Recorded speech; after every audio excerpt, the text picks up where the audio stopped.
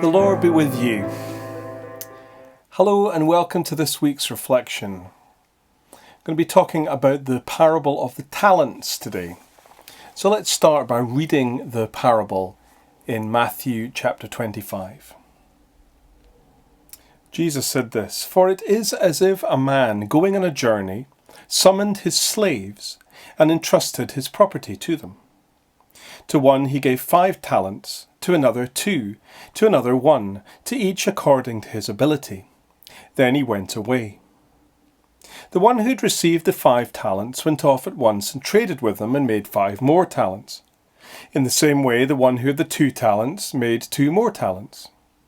But the one who had received the 1 talent went off and dug a hole in the ground and hid his master's money. After a long time, the master of those slaves came and settled accounts with them.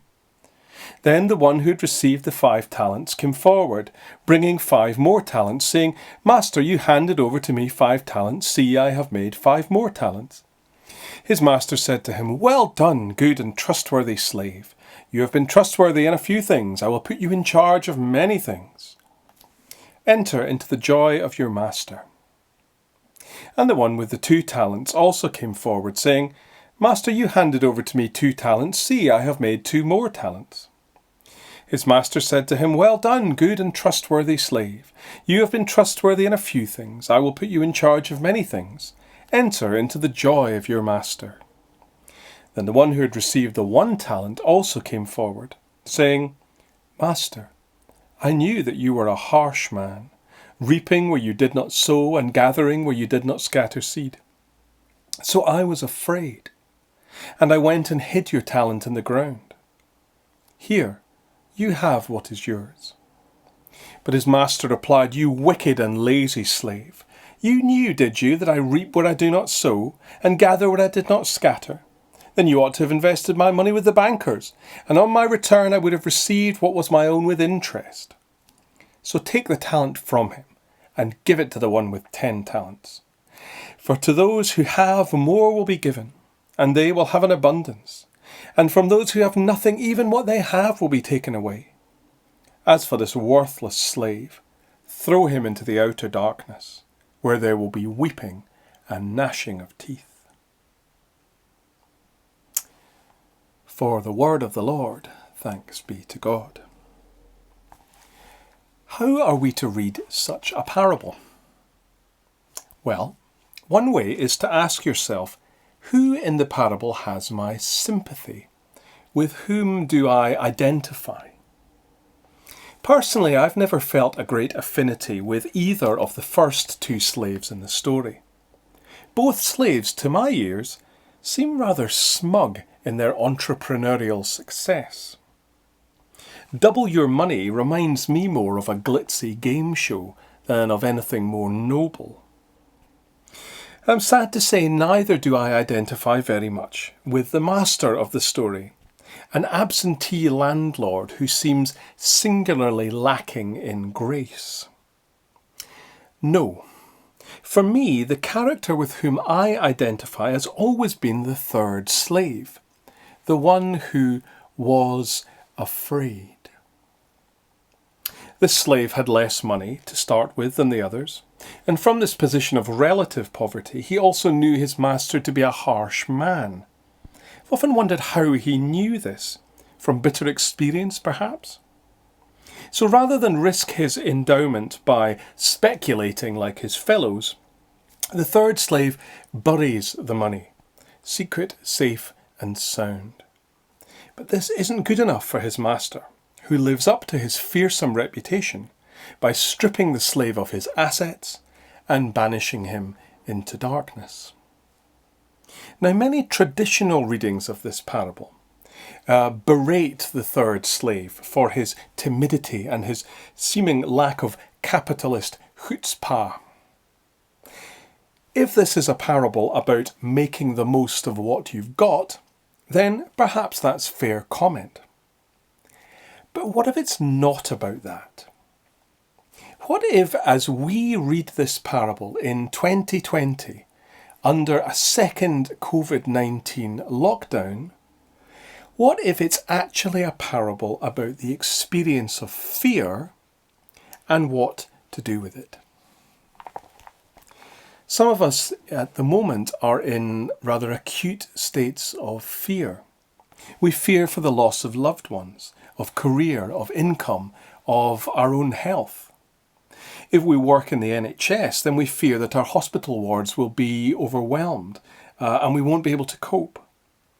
All of these fears are so significant that they can leave us fearing for our very lives.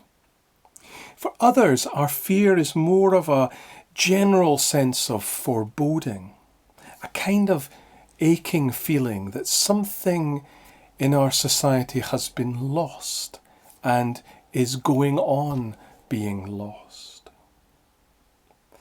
And this comes home to me most movingly, I think, in our care homes. In some cases, because of the COVID-19 restrictions, couples are being kept separate from each other who've been married for decades. It's brutal, and it's just as brutal as the virus itself. How long will all this go on? Well, in the words of Robert Burns, we can only guess and fear. I fear for my future. I fear for my children and the world that they will inherit. And I fear for you too, my parishioners, both old and young. And I think that's why I identify with the third slave in the parable. He knew fear, and unlike the other two, he had the honesty to admit it. One very British way of assuaging fear or dealing with it is to keep calm and carry on. I'm reminded of a movie that I mentioned just the other week, The Man Who Would Be King. The two British adventurers, Peachy and Daniel, the latter played by the late Sean Connery, they face a murderous mob of disgruntled Kafiristanis whom they have deceived. And realising their goose is cooked, Peachy decides that their only recourse is to brass it out. So they march out of there, heads held high, full of imperial bravado. But spoiler alert, it doesn't end well.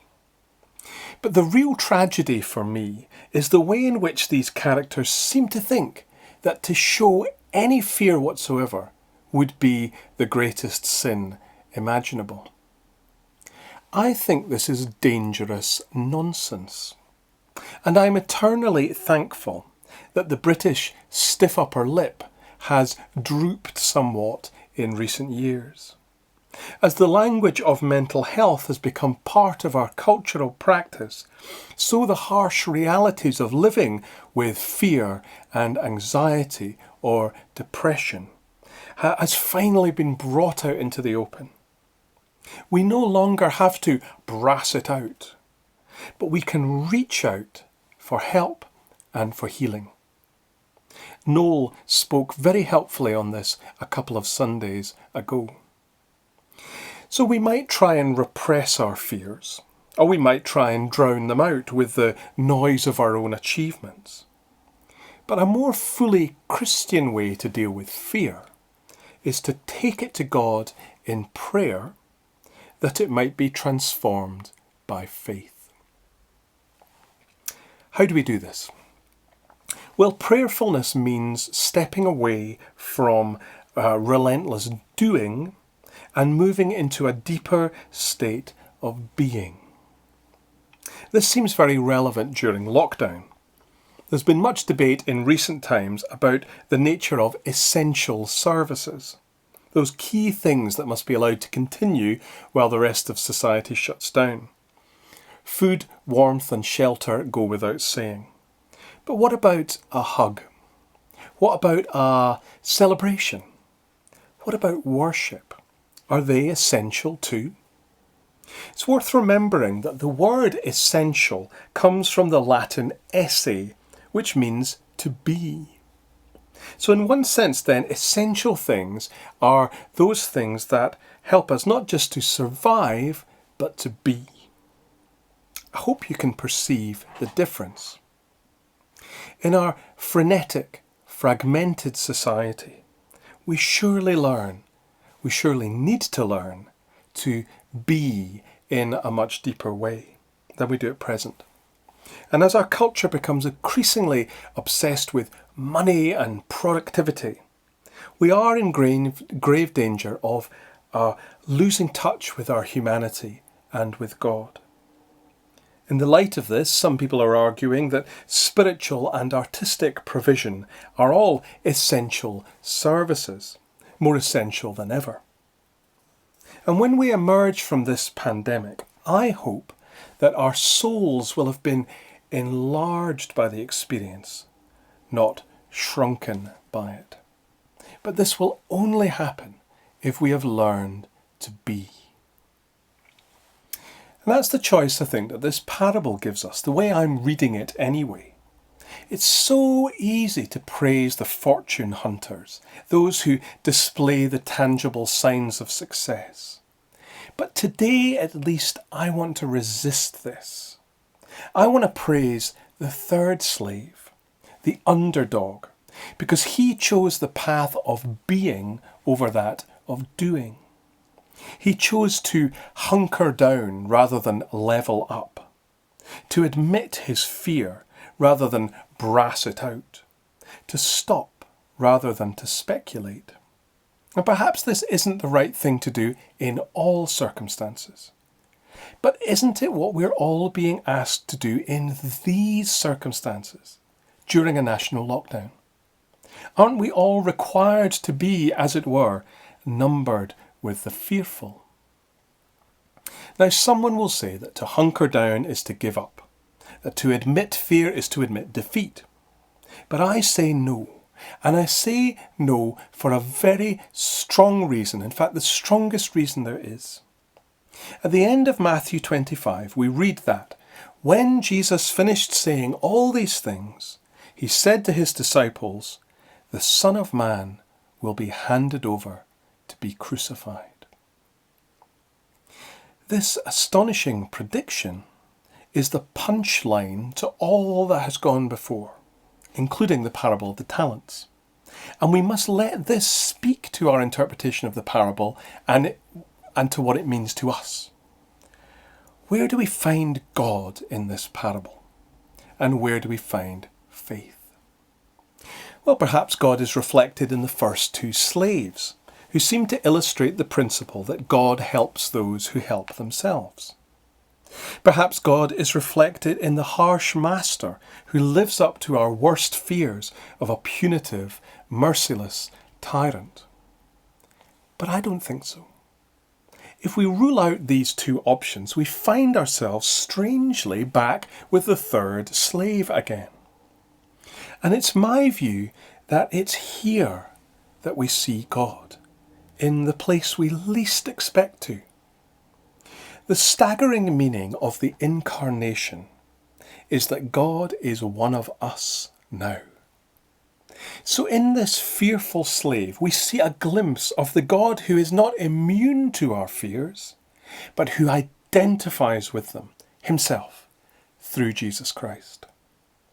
Like the slave, Jesus too was afraid. When Jesus faced the cross and all it would mean for him and for humanity, he was terrified. Do you remember his sweat fell like drops of blood to the ground? But still he held on. Still he had faith. So remember this, the next time you feel afraid, remember that Jesus' tears in Gethsemane have put to rest forever the lie that to be in fear is to be in sin. Our fear is real, but it is always held within something realer still, and that is the faithfulness of God himself. Like the third slave, cast out into the outer darkness by the powers that be, Jesus too was condemned to the darkness of cross and grave. But we know, don't we, what happened after that? So this parable has something to say to us about fear, about being, and about faith. Because sometimes life is so scary that all you can do is be. And in a way, that's all that Jesus could do in the grave of Holy Saturday. That ultimate lockdown. But we know, don't we, that to be hidden in the earth like that buried talent, this is the place of faith and growth and transformation. Not just growth towards some earthly fortune of double your money, but growth toward that heavenly return that we call resurrection. So this time next year, I might well be preaching for the brave and the brilliant, for the winners and the successful. But in the here and now, if you're afraid, then I'm preaching for you. If you're fearful today, then I'm preaching for you. Because you matter. Like that third fearful slave, you matter. Whoever you are out there, you matter. And this one's for you.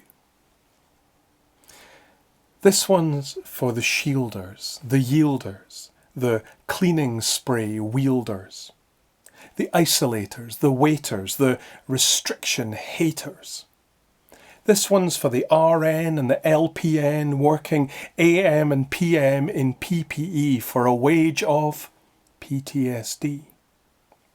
This one's for the broken, the just about coping, the down but still hoping, for the fearful, the tearful, the near and dear and queer, the myriad prisoners of this indiscriminate jailer, the wailers, the moaners, the hollow-hearted groaners.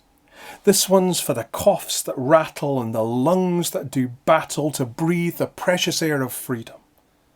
When all you can do is be there for others and need them when your time comes, be. Be all you can be. And if you can only be, then be. And be on.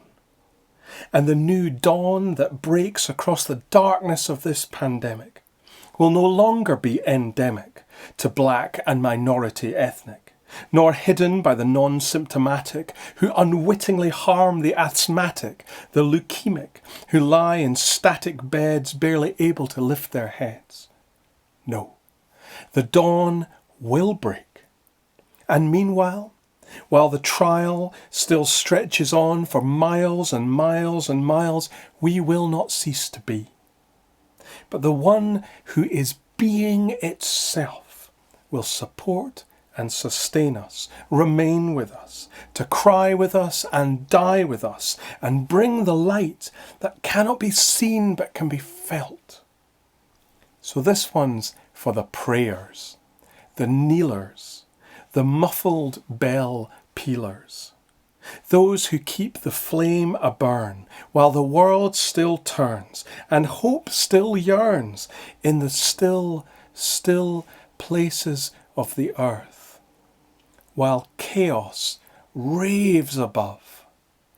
Down here are faith and hope and love.